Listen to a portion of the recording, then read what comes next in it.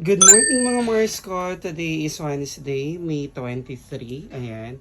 Look at my things. Ayan, kalat-kalat. Technically ang kalat. Hindi ako nakakapaglinis gawa nga na 'di ba kailangan mag-focus at mag-concentrate sa pagre-review. So nakapag-vlog ako kasi nga nakaano ko 10-minute coffee break. Pero sabi ko sasaglit na ako ng vlog. Ito yung mga inaaral ko, hinahabol ko pang aralin. Tapos nandito sa iPad. Tapos meron din dito pero ano to, basically mga ginamit ko sa school sa reading of forms. Ayan, ito, may mga reviewer din dito. So yan, maaayos kong lahat yan after ng end quest at saka pagbakasyon na talaga kami sa school. So mga Mars, ayan tayo mga dapat nating ayusin pag may time na tayo. Tapos over there, yung mga bags natin, mga Mars ko, ayan. Kailangan din silang ayusin na. Ayan. So, as in clutter talaga. Kung clutter ba gusto nyo andyan. Pati sa ilalim. Ayan.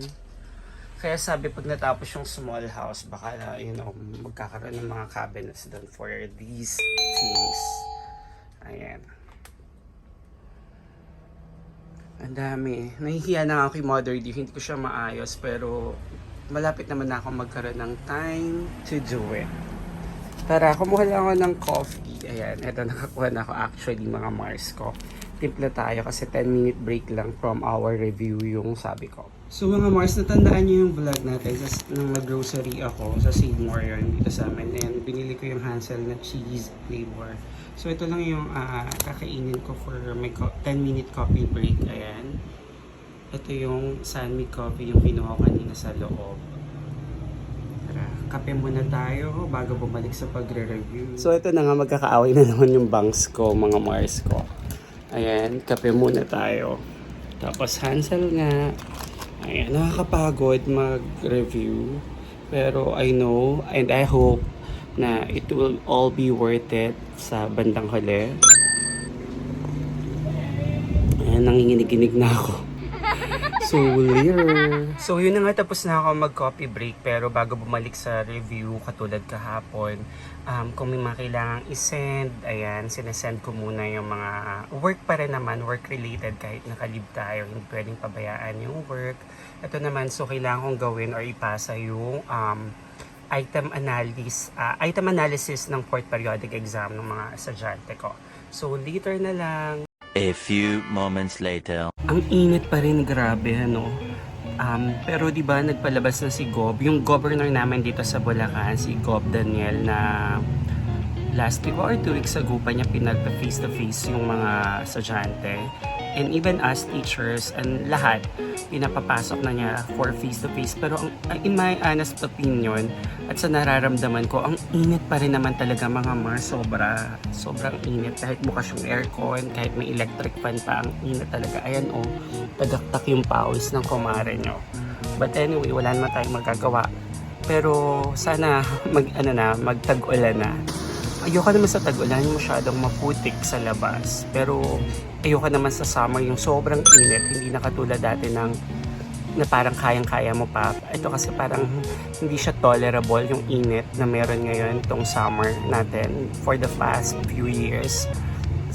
Feeling ko effect din siya ng global warming. So yung mga mga millennials katulad ko, 'di ba? Panahon natin yung the height of global warming. I just don't know kung yung mga Gen Zs alam pa nila yan. So tapusin ko yung trabaho ko, then balik tayo sa pagre-review. So mga Mars ko, back at 1, sabi nga back at square 1. Ayan, tama ba? Back at 1, back at square 1. Ayan.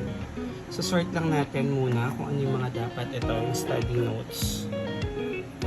Ayan, ito yung papakita ko lang sa inyo lahat-lahat. Ayan, yung mga inaaral natin. Kailangan pa nating aralin. Alam niyo ba, di ba nakwento ko naman sa inyo sa previous vlogs. Ayan. Na di ba, ang dami ko nang inaral na gano'n. Tapos yung first mock test, isa lang yung nasagot ko, mga kumare ko. Ayan. Yan yung mga inaaral.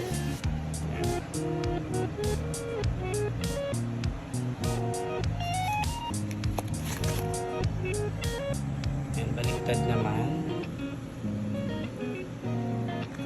Ito pa. Ito. Kasi naka-blooms yung mga questions. Ayan. Ang dami.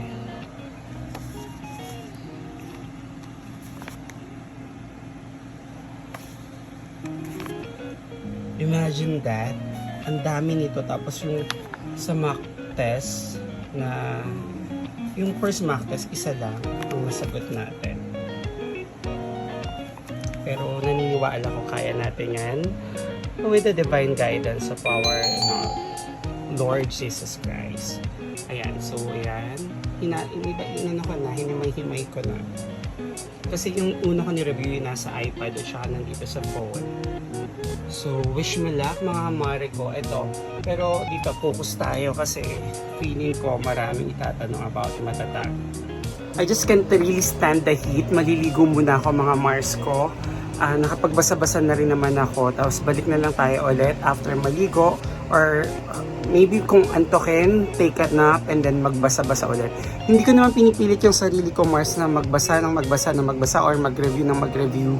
Kung hindi parang nakakondisyon yung mind and yung katawan natin. Pag inaantok, natutulog din naman ako. Pero kailangang maghabol ng oras. Kaya medyo binabawasan natin yung pag-entertain sa antok. So maliligo muna ako dahil napakainit lang talaga. 3 hours later.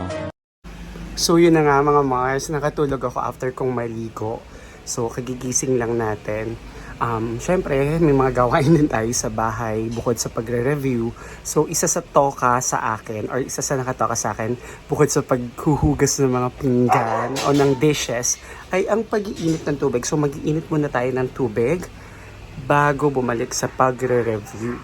So, yun. Tapos, hindi ko alam kung kakain kami ni nanay. Ang init talaga. O, kita niyo ba? Basang-basa ako ng pawis. Pero hindi. Naghilamos kasi ko kaya nabasa siya. Pero although talagang mainit at pinagpapawisan talaga ako. Ayan. So, later. A few moments later.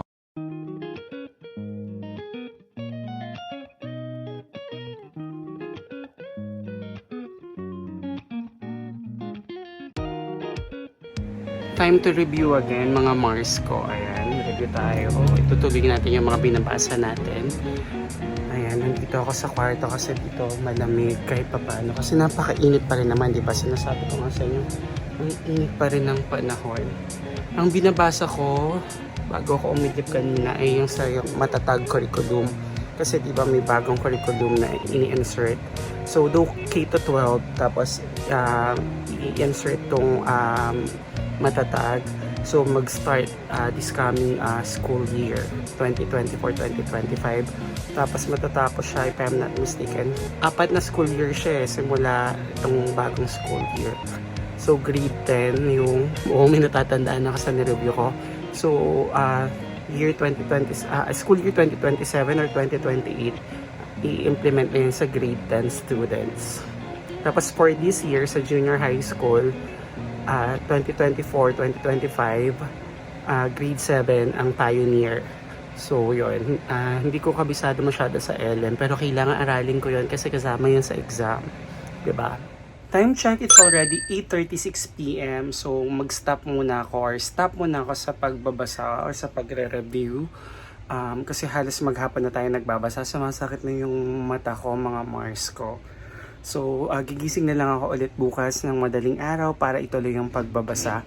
Basically, basa lang naman ang ginagawa ko. Yung talagang basa with understanding or reading with comprehension. Hindi ko naman minememorize. So, yun. Basta, let me just share this to you. So, since I started studying for the NCLEX, ayan, nagtitake na ako nito ng Memo Plus Gold. Alam niyo naman, 40 years old na tayo. So, sabi, it boosts up yung memory natin. Pero sabi naman, no approved therapeutic claims. But then again, maraming nagsasabi na effective daw. And I think effective naman. Medyo tumalas-talas naman yung memory natin, mga Mars. My plan kasi, mga Mars ko, is na to review or to read anything ng Saturday para fresh. Saturday pa lang, mapapahinga na yung utak ko because Sunday nga yung exam. So, yun yung parang strategy ko na sana maging effective rin. I mean, na sana maging effective din for NCLEX kasi in the previous exams that I had in my life, ganun yung ginagawa ko. Pinapahinga ko yung isip ko, yung utak ko, one day before the actual test. So, paano mga Mars? Wish me luck. So, dito ko na puputulin muna tong vlog natin for today. Mwah, I love you all. See you in the next vlog.